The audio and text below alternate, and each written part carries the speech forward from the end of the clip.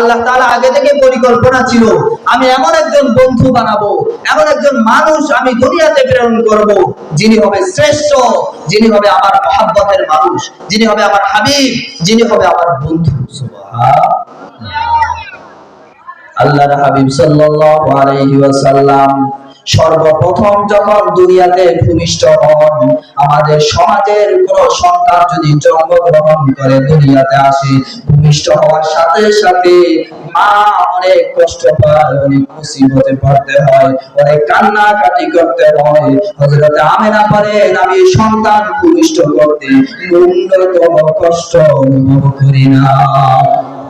সুবহানাল্লাহ।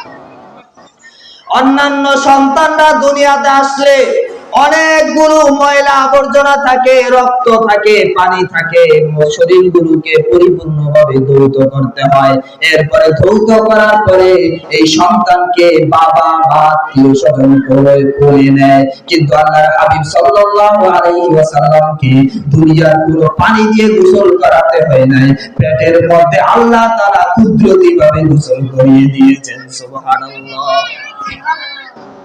অন্যান্য সন্তান যখন দুনিয়াতে ভূমিষ্ঠ হয়, দুনিয়াতে আসে, আসার পরে অনেক চিল্লাপাল্লা করে, কান্নাকাটি করে।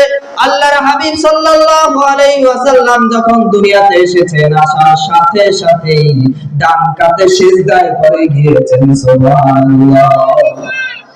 আল্লাহর হাবিব সাল্লাল্লাহু আলাইহি ওয়াসাল্লাম সিজদায় যাওয়ার পরে হযরত আমিনার বর্ণনা, আল্লাহর রাসূলের আম্মা হযরত আমিনা বলেন যে তুমি যখন দুনিয়াতে এসেছো, আসার সাথে সাথে সিজদায় পড়ে গিয়েছিলে, এরপরে তুমি যখন উঠে তাশাহুদের সূরাতে বসলে আর আশহাদু আল্লা ইলাহা আশহাদু আল্লাহ বলে যখন তোমার হাত উঠিয়েছো, পুরো দুনিয়াটা আলোতে আলোকিত হয়ে গিয়েছে।